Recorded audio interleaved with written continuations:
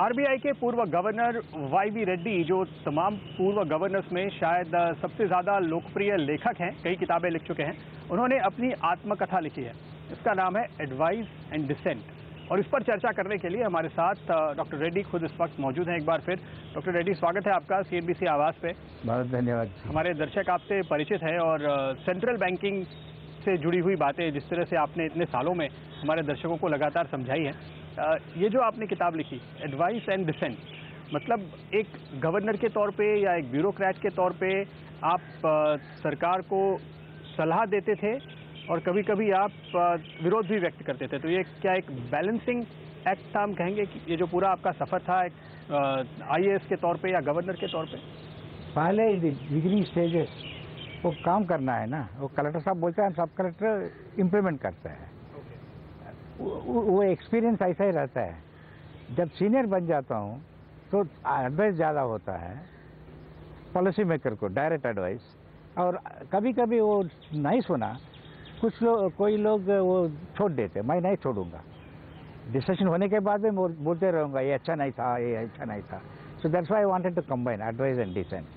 Decision making last 10 years only governor. So हमारा life में bureaucracy, implementation, then guidance, advice, dissent, decision finally. So एक किताब में सब कैप्चर किया है। आपने ये लिखा है कि एक गवर्नर के तौर पे आप अपनी पॉलिसी जो रखते थे वो ट्रांसमिशन उसका होना था बैंक्स के जरिए, और बैंक्स प्रीडोमिनेटली पीएसयू बैंक थे, और वित्त मंत्री चिदम्बरम बैंकर्स को बुला के ऐसे इंस्ट्रक्शन देते थे ताकि आपके पॉलिसी का असर ना हो, पूरा ट्रांसमिशन ना हो पाए। ऐसे हालात में तो काम करना बहुत ही मुश्किल होगा। थोड़ा मुश्किल होता है, पर ये भी हम सोचते हैं जब मैं पॉलिसी लेता हूँ, वो पॉलिसी लेने के वक्त भी मुझे मालूम है कि मंत्री जी थोड़ा कॉन्ट्ररी इंस्ट्रक्शन देगा। So we won't take extreme position, expose हो जाता है ना, तो वो सोच के थोड़ा विल पुश ए लिटिल, वो भी डाइल्यूट करता है। इन ए वे हमारा इफेक्टिवनेस कम होता है। जब तक पब्लिक सेक्टर बैंक्स है वो गवर्नमेंट को अकाउंटेबल है, आरबीआई को अकाउंटेबल है, ड्यूअल कंट्रोल। ये प्रॉब्लम अभी नहीं, 1991 में एम नरसिम्हम साहब जो रिफॉर्म शुरू किया, at that time recommendation was there should be no dual control. ये ड्यूअल कंट्रोल खत्म कर दीजिए, ये अच्छा नहीं है, बोल दिया है 1991। 25 years वो रिफॉर्म नहीं हुआ। That is a problem. यानी सरकार का और रिजर्व बैंक का दोनों का कंट्रोल साथ में चल रहा है। वो कॉन्ट्ररी होता है, एक ही कंट्रोल होना चाहिए, वो तो बैंक तो आरबीआई को होना चाहिए। Government should be like any other owner, not as a government. उसको पावर नहीं होना चाहिए। Dual control is bad. 1991, 26 years। Yashwant Sinha साहब एक दफ़ा थोड़ा डाइल्यूशन के लिए 2033 तक डाइल्यूशन के प्रपोजल बजट में बोला था, वो भी नहीं हुआ। तो अब तक 26 years most important reform of the public sector banks, get rid of the dual control, वो नहीं हुआ। आज पब्लिक सेक्टर बैंक्स की जो सिचुएशन है, जिस तरह से एनपीए के क्राइसिस से गुजर रहे हैं, काफ़ी एनपीएस थे जब आप डिप्टी गवर्नर थे जालान साहब के टाइम में, और फिर वो धीरे धीरे काफ़ी हद तक रिवाइवल हुआ था। क्या आपको लगता है कि इतनी कोशिशें कामयाब नहीं हुई? क्योंकि आपने आपकी किताब में लिखा है कि पीएसयू बैंक्स को लेकर जो कोशिशें की गई उससे आप बहुत सेटिस्फाइड नहीं रहे, तो ये एक पेरिनियल प्रॉब्लम है। क्या आपको दिखता है पीएसयू बैंक्स का फ्यूचर है, या एक शायद ये अपने आखिरी मुकाम पे आ गए? तो मेरा ख्याल में वही है, पीएसयू बैंक्स, जब तक पीएसयू बैंक्स रिफॉर्म नहीं होता है, ओवरऑल फाइनेंशियल सेक्टर रिफॉर्म नहीं हो सकता है। दूसरा यह है, पब्लिक सेक्टर बैंक्स का सिर्फ एफिशिएंसी का प्रॉब्लम नहीं है। पब्लिक सेक्टर बैंक्स प्रॉब्लम तो ये होता है, उसको टैक्स पेयर्स मनी डालना पड़ेगा ना। गवर्नमेंट पैसा देना है, क्यों पैसा दे रहा है? गवर्नमेंट कैपिटल पैसा दे रहा है, टैक्स पेयर पैसा दे रहा है, वो पैसे से काम कर रहा है, नॉन परफॉर्मिंग एसेट क्रिएट हो रहा है ना। पीपल्स मनी लेके वो नॉन परफॉर्मिंग एसेट क्रिएट हो रहा है। तो इसीलिए मैं 14th फाइनेंस कमिश्न में हम ये रिकमेंडेशन किया था, जरा देखो भाई, इतना पैसा दे रहे हो फाइनेंशियल सेक्टर में, इतना कैपिटल दे रहे हो बैंक्स में, क्यों के लिए ये दे रहा है? किसको दे रहे हैं? सब बैंक को देना है। अगर आपको सोशल ऑब्जेक्टिव है तो जो बैंक अच्छा ऑब्जेक्टिव इम्प्लीमेंट कर रहा है उसको पैसा दे दीजिए ना, सबको देते रहना है। तो एक कमीशन के लिए हम रेकमेंड किए थे, उसके बारे में और अभी करंट गवर्नमेंट यही पॉलिसी फॉलो कर रही है? अभी तो ऐसा मैं नहीं सुना, किसी का कमीशन के बारे में नहीं सुना। जो बैंक्स कलेक्ट करेगा और ट्रांसफॉर्म करेगा, वो ड्यूल कंट्रोल का बात ही नहीं चल रहा ना। हाँ वो ठीक है, लेकिन परफॉर्मेंस बेस्ड कैपिटलाइजेशन की बात सरकार ने की फिर भी ओनली वन पॉइंट, फिर भी गवर्नेंस इज गवर्नेंस, गवर्नेंस वो स्ट्रक्चर है, गवर्नेंस प्रॉब्लम्स है। तो इस वक्त अगर आप देखें एक बैंक बोर्ड ब्यूरो बनाया गया है अपॉइंटमेंट्स को कंट्रोल करने के लिए, तो सरकार उस तरफ बढ़ने की कोशिश तो कर रही है। गवर्नेंस यानी कि आपको मैनेजमेंट के लिए इंसेंटिव्स क्रिएट करने हैं या सिलेक्शन प्रोसेस को स्ट्रीमलाइन करना है, वो तो सरकार कर रही है। ये जो एडमिनिस्ट्रेटिव मेजर होते रहा है ना 1991-92 से, एक चॉइस था इम्प्रूव दी गवर्नेंस थ्रू मैकेनिज्म्स। जैसा भी मैकेनिज्म कर दीजिए, लीगल फ्रेमवर्क वही है। ये आप डिसीजन लिया, वो गलत हो गया तो सीबीआई पकड़ेगा आपको, सीवीसी सोचते रहेगा, तो रेगुलेशंस है। ये तो कमर्शियल अंडरटेकिंग है ना, विदाउट रिस्क बैंकिंग कैसा होता है। तो अभी जो सिचुएशन है बैंक्स की, क्योंकि आप बैंकिंग सेक्रेटरी भी थे, उसके बाद आप डिप्टी गवर्नर थे, फिर आप गवर्नर थे, तो बैंकिंग सेक्टर को आपने बहुत सालों तक देखा है, रेगुलेट भी किया है, ये मानेंगे। आज के जो सिनेरियो है कि 10% से 20% के बीच में ग्रॉस एनपीएस हो गए, आप क्या कारण देखते हैं इसके पीछे? पहले मैं बैंक बोर्ड में भी था, आईडीबीआई बोर्ड में था, आईसीआईसीआई बोर्ड में था, एसबीआई बोर्ड में था, नाबार्ड बोर्ड में था, तो बोर्ड में था, गवर्नमेंट में थे, एज रेगुलेटर आरबीआई में भी थी, तो अवेयरनेस है। प्रॉब्लम अभी ये जो एनपीएस निकला है, एक कारण नहीं है, बट एक है कारण डोमेस्टिक है, एक्सटर्नल नहीं है। Number one domestic.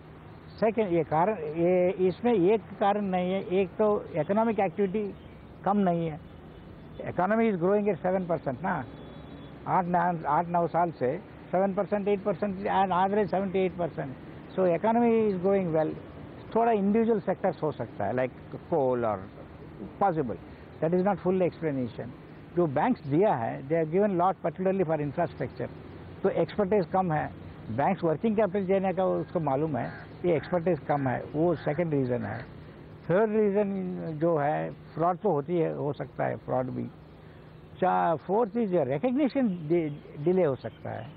फिर ओवरऑल पॉलिसी में भी मॉनेटरी पॉलिसी लूज है, टाइट है, रेगुलेशंस टाइट है, लूज है।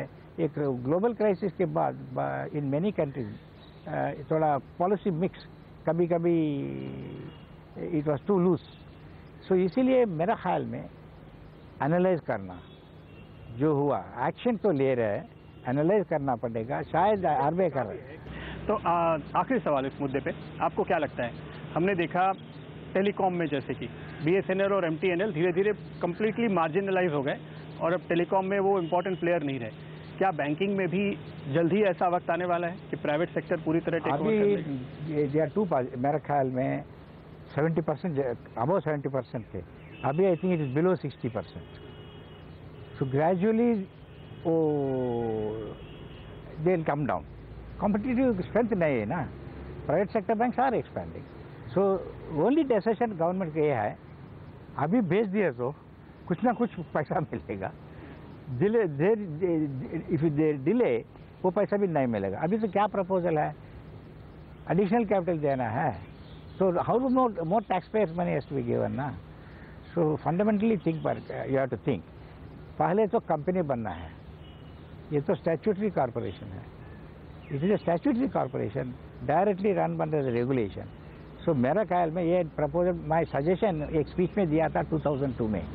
First you have to get flexibility. Flexibility के लिए ये सब कंपनी बना दीजिए। कंपनी के होने बाद फिक्स्ड परसेंटेज ऑफ शेयर्स नहीं होना चाहिए। You can say I will increase or decrease the shares. Second step, flexibility. Third step, you say अच्छा किया मैं ज़्यादा कैपिटल लगाऊंगा, अच्छा नहीं किया, अच्छा रेट आया है मैं बेच दूंगा। सो फ्लेक्सिबिलिटी जब तक आता है, सबको मालूम है क्या व्हाट इज अ गेम। ये तुम्हारा बैंक में तुम्हारा प्रमोशन होना चाहिए, so you have to expand, you have to make profit, like that you will। so flexibility नहीं है, फर्स्ट कंडीशन। फ्लेक्सिबिलिटी होने के बाद सब बैंक्स का बेचने की जरूरत नहीं, some banks may be important, some banks, वो फ्लेक्सिबिलिटी है ही नहीं ना, ऑटोमेटिक हो गया।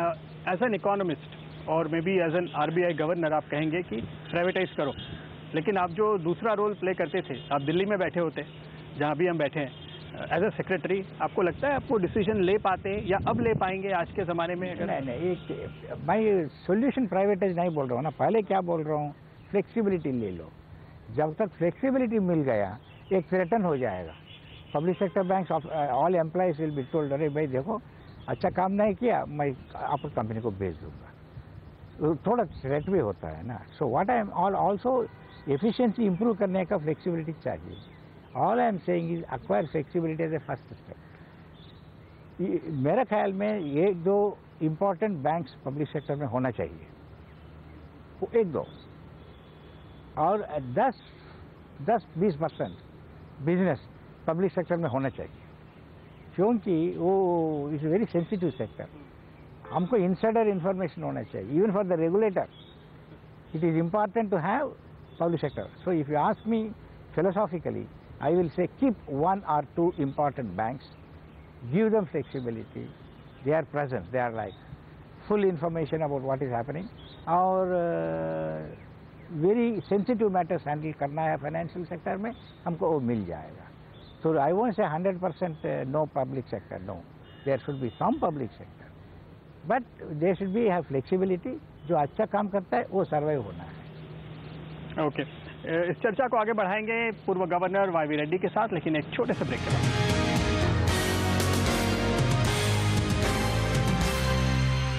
स्वागत है आपका एक बार फिर हमारी इस खास चर्चा में। आरबीआई के पूर्व गवर्नर डॉक्टर वाईवी रेड्डी के साथ हम बात कर रहे हैं उनकी आत्मकथा पे। डॉक्टर रेड्डी, आपने ये कहा है कि जब आप वित्त मंत्रालय में काम करके फिर आरबीआई में, तो वित्त मंत्रालय के लोग ये मानते थे कि आरबीआई में आप उनके रिप्रेजेंटेटिव हैं, और आरबीआई गवर्नर को वित्त मंत्रालय से कोई काम होता था तो वो ये समझते थे कि वो आपके जरिए कर सकते हैं।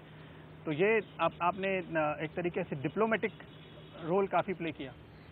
मेरा एक एडवांटेज था, क्राइसिस टाइम था, उसके बाद रिफॉर्म था। वो टाइम पे जब मैं मिनिस्ट्री में था, I had to work very closely, और आरबीआई ऑफिसर से मैं वेरी क्लोज काम किया था, तो ट्रस्ट हो गया। तो इसीलिए आरबीआई में I could command the trust. आप जैसा बोला है, फाइनेंस मिनिस्ट्री में गया तो फाइनेंस मिनिस्ट्री में भी थोड़ा दे ट्रस्टेड मी। मैं ब्रिज बन गया, no competition but a bridge, I could become a bridge. कभी कभी you can fall between the two stools, but I have succeeded. तो मैं ये फाइनेंस मिनिस्ट्री का काल मालूम है, रिजर्व बैंक ऑफ इंडिया का मालूम है, ये दोनों का मिला सकते थे, वो कोऑर्डिनेशन ज़्यादा था। इसीलिए आप देख सकते हैं इंडिपेंडेंट बात करते हैं, काम में कोऑर्डिनेशन करता है। आप इलस्ट्रेशन देख लिए किताब में भी, इंडिपेंडेंस, क्योंकि पीपल को ट्रस्ट आना है that he is independent technical, but actual काम में कोऑर्डिनेशन जरूर है। तो coordination was possible because I knew both sides. क्या आईएएस होना एक एडेड एडवांटेज होता है आरबीआई गवर्नर के लिए? मेरा ख्याल में होता है, परंतु जो गवर्नर आईएएस में आते हैं वो ज़्यादा एक्सपर्ट एडवाइस लेना है। जैसा जो एक्सपर्ट गवर्नर होता है वो प्रैक्टिकल आईएएस ऑफिसर्स को असिस्टेंस लेना है।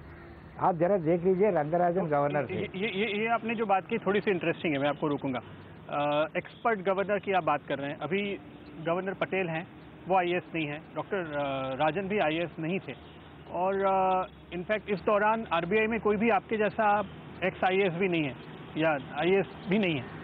तो ये पहली बार ऐसा है कि गवर्नर राजन और डॉक्टर पटेल के टाइम में कि शायद आरबीआई और वित्त मंत्रालय के बीच में ऐसा ब्रिज बन सके, ऐसा कोई है नहीं।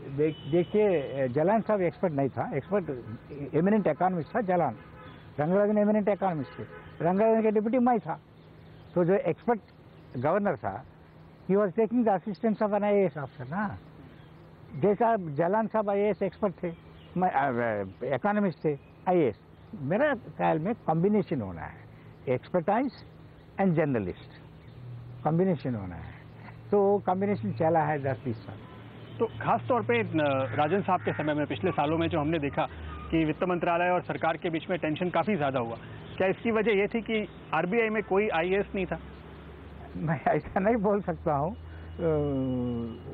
कोई गवर्नमेंट एक्सपीरियंस वाला आरबीआई में है तो आरबीआई को भी मालूम होगा फाइनेंस मिनिस्ट्री में क्या चलता है क्या नहीं चलता है, वो सिस्टम के बारे में समझता है।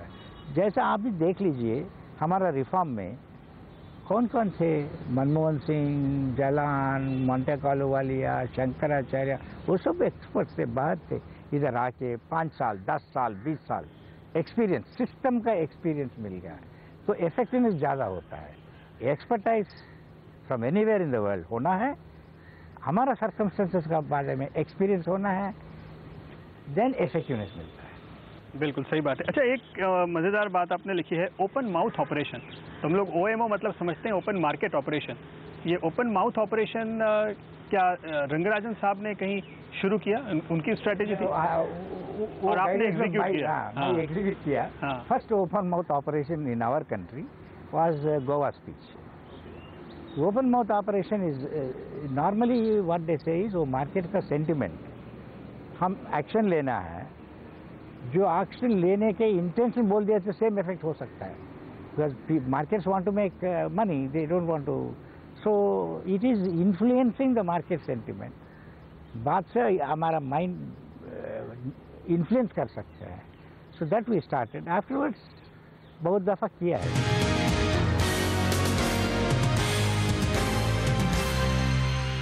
आपने खुद ही लिखा है कि पहले जब कोई गवर्नर चार्ज लेते थे तो बड़ा क्लोज डोर होता था, जब आप गवर्नर बने तो जालान साहब ने मीडिया को भी इनवाइट किया, बहुत लोगों को इनवाइट किया, और वो एक तरीके से रंगराजन साहब, जालान साहब और आपके टाइम में RBI ओपन अप हुआ बहुत ज़्यादा।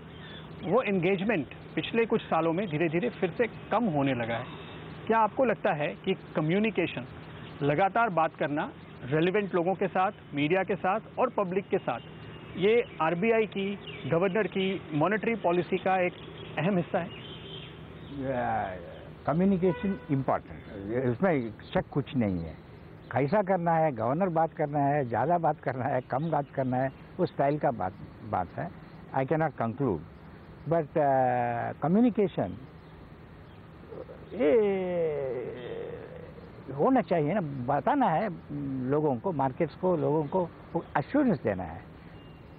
गवर्नर और RBI जैसा होना है, एक प्रॉब्लम है तो भी एक प्रॉब्लम है, फिक्र मत कर दीजिए, मैं काम कर रहा हूँ। प्रॉब्लम एग्जैजरेट नहीं चाहिए, होना नहीं चाहिए।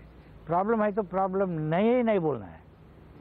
जो प्रॉब्लम है वो रिकग्निशन, अब वो ट्रस्ट होता है। पीपल हैव ट्रस्ट कब होता है? प्रॉब्लम है तो बोलना है, मेरा मालूम है कहाँ प्रॉब्लम है, मैं देख रहा हूँ। That assurance is required.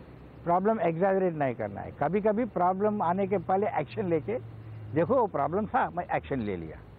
कभी बात करना है, बाद एक्शन लेना है। कभी एक्शन लेना है, बाद बात करना है। कभी थोड़ा बात करना है, थोड़ा एक्शन लेना है। ये कॉम्बिनेशन में कम्युनिकेशन का वेरी इंपॉर्टेंट रोल है। तो अगर आपके टाइम पे डीमोनेटाइजेशन होता या डीमोनेटाइजेशन के वक्त आप गवर्नर होते तो आपकी स्ट्रैटेजी थोड़ी अलग होती? ऐसा मैं नहीं बोल सकता हूँ। डीमोनेटाइजेशन में it was very difficult task for any governor, any RBI। देखिए, जो आपका काम है system, notes printing, changing of notes, आपका रूटीन काम पे स्टाफ होता है, मशीन्स होता है, स्टोरेज स्पेस होता है। आप समझ लीजिए एक्स सडनली आप बोल रहे हैं 2 महीने में 15x काम करना है, कैसा हो सकता है? तो बैड नेम आता है ना, रेपुटेशनल रिस्क वो आता है। तो वो एक्सप्लेन कर सकते, वो दूसरा स्ट्रेटजी एक्सप्लेन करे तो भी इतना काम इतना मुश्किल है, मैं भी स्ट्रेटेजिकली एक्सप्लेन नहीं किया। मैं तो शायद एक्सप्लेन, मेरा हैबिट है एक्सप्लेन करता हूँ ना। तो इसको आप सरकार को समझा पाते हैं? आपको लगता है कि आप लोगों का भरोसा ज़्यादा? उसमें पहले मैं ऑल प्रॉब्लम सरकार को पहले बताता है, जब तक जरूरत है। What is the correct method, I try to convince the government, but finally government decide किया, then if I continue as governor, I must implement faithfully. Even farmers loan आप मालूम है ना, 2008 में मैं अपोज किया, फाइनली डिसीजन ले लिया तो हमें सपोर्ट किया, because that's not discipline. Finally governmental system में if you are continuing, you must obey and you must. तो आप ये कह रहे हैं कि दरअसल इस पूरे प्रोसेस में RBI के ऊपर सारा दोष आ गया, लेकिन RBI की लिमिटेशन थी। हाँ, कि उनको, अगर आप भी होते तो आपको इम्प्लीमेंट करना ही पड़ता। करना ही पड़ेगा। और वो काम उतना ही मुश्किल है। रेपुटेशनल रिस्क, दोष का इंप्रेशन होता है ना। बहुत बहुत शुक्रिया गवर्नर रेड्डी आपका हमारे लिए वक्त निकालने के लिए।